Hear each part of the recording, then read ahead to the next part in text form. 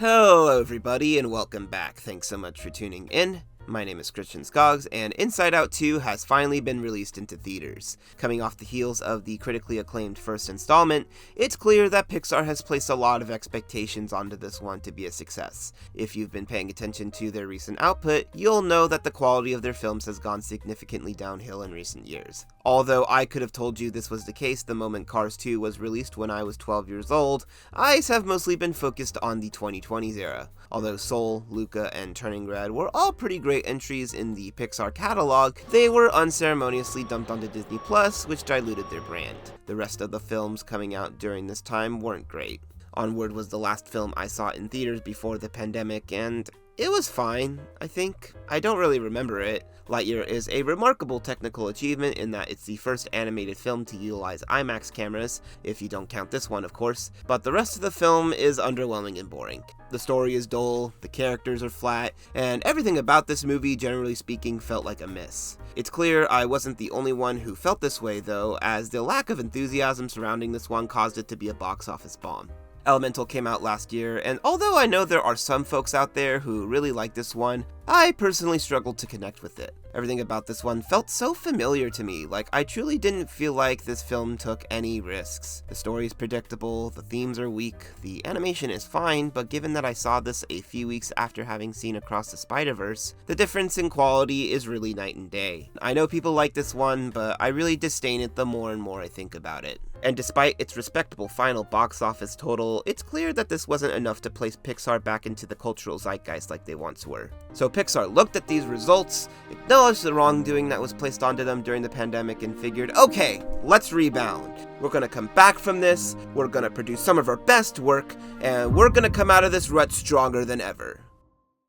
Nah, I'm just kidding. They're making more sequels. Inside Out 2, everybody! Yeah, an article from Bloomberg had an alarming statement from Pete Docter in which they assured that they wanted to steer clear of autobiographical tales and focus more on films with mass appeal. And given that they've expressed interest in a movie set in the Finding Nemo universe, because all franchises are just universes now, it's safe to assume that this is what they mean when they say films with more mass appeal. It's one thing to acknowledge that films tend to have similar themes. This is something I even acknowledged with Turning Red and Elemental both focusing on the main characters' relationships with their parents, but to go after solely the autobiographical nature of these movies is a little crazy to me. I'm also just of the belief that no movie truly will ever have wide mass appeal on the surface because no individual story can be universally understood by every single member of the population. There is some truth to these statements in that a lot of their recent films have been more autobiographical, but most directors are going to insert parts of themselves into their movies anyways. That's just the reality of it. The goal should be to relate those individual experiences in a way that anyone can understand, and I would say in regards to that notion, their track record is about 50-50.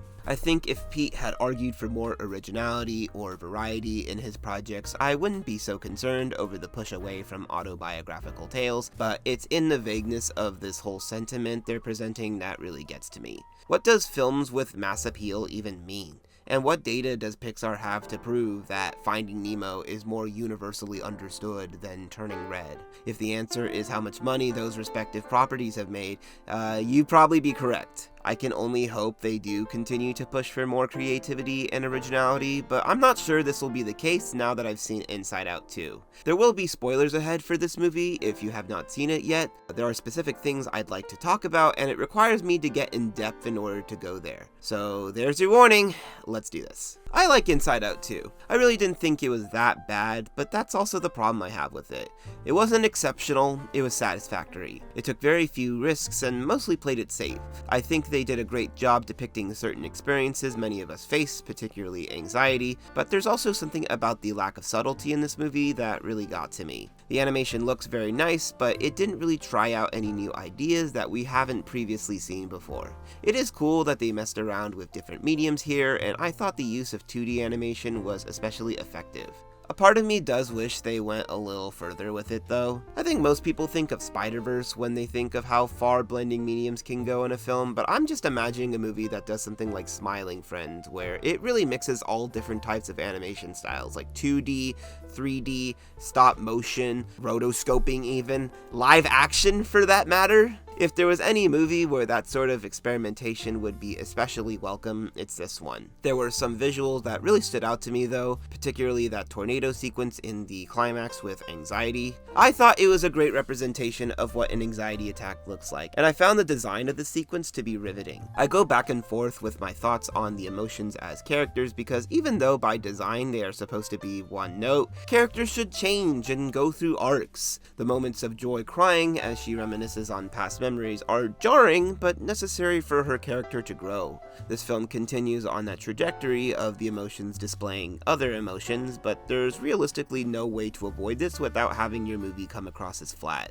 I like all these characters though, they're fun. All the new characters are cool too, and everyone gets a chance to shine. I like Anxiety's Muppet looking design that she has. She looks like Jonathan Lipnicki from Family Guy. Maya Hawke was really good in this role too. She nailed it. Ayo Ebedere is one of my favorite actors working today, and all the scenes with Envy were very fun. Her character was very cute, and I just wanted more of her, honestly. She was great. Ennui and embarrassment weren't really in the movie as much, but they were very fun as well. I like Ennui's little iPad that she can control the board with. If only every other emotion had one of those though, it wouldn't be an issue for them anymore when they're ultimately cast away from headquarters. I'm just saying, it makes you think about these movies a little bit differently. One complaint I'm hearing about this movie is that it's not as emotional as the first one, and when they say emotional, what they mean is it didn't make them cry, because all Pixar movies are supposed to make you cry now. That's the rule. I don't like that though. That's boring to me. Why are we going into every Pixar movie expecting this? Sadness is not the only emotion we should expect out of one of these movies. It's not like every movie out of Pixar's golden years were strictly just sad. This was something that was only recently established with movies like Up, Toy Story 3, Inside Out, and Coco. But now it's kind of just the standard, which is really lame. Obviously, that doesn't mean none of these movies should be a cry fest, but I just want some variety is all.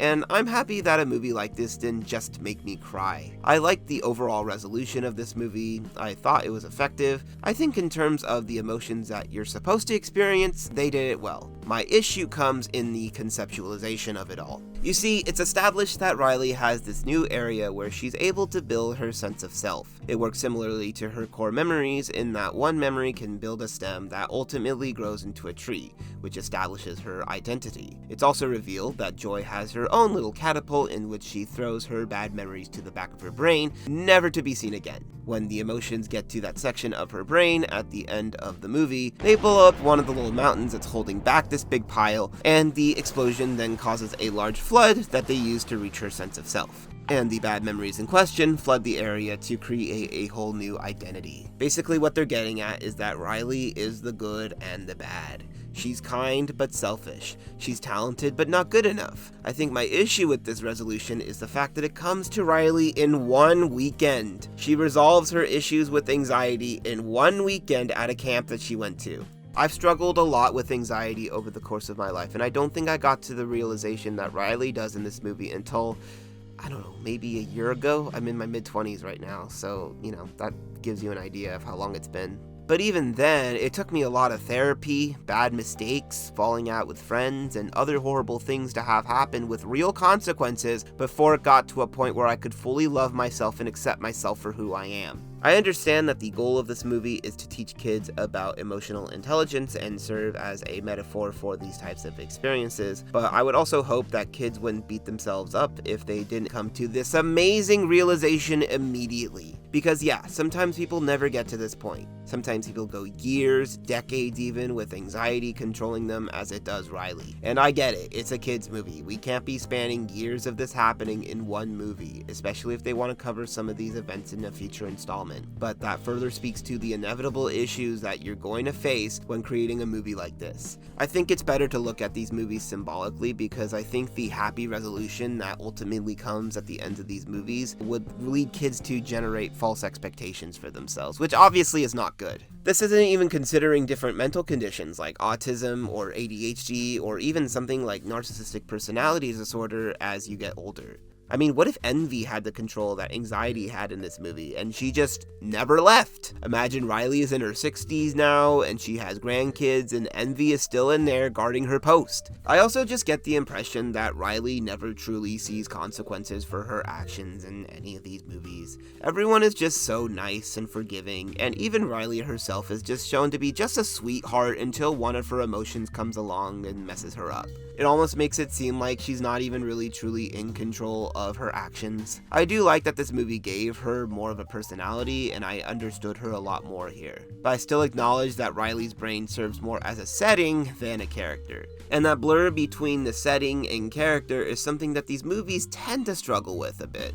Look, I do like this movie, and I think there's a lot they get right here, but I really hope this isn't the standard of Pixar moving forward. It's a baby step in the right direction, but if they keep pushing ahead with this formula, they're not only gonna fall flat on their face, they'll break a few bones upon impact. Times are changing, interests are evolving, and while it's sad that Pixar has never been able to live up to what they once were, I've grown to accept that maybe they just never will. We can look at movies like this, be mildly amused, and move on with our lives, but it's also okay to reminisce on what Pixar once was. New studios and creatives will pop up that will reset the golden standards for animation, so I personally find myself more excited to see where that goes. I know this is a dour ending to this video, but that's truly how I feel. I'm just a guy yapping on the internet at the end of the day, and I understand that I alone can't control what a studio does with their resources, and neither can you. As for Inside Out 2, I think it's good, but not great. As for my rating, it's a 7 out of 10, but it might go down to a 6 upon rewatch. What were your thoughts on Inside Out 2, though?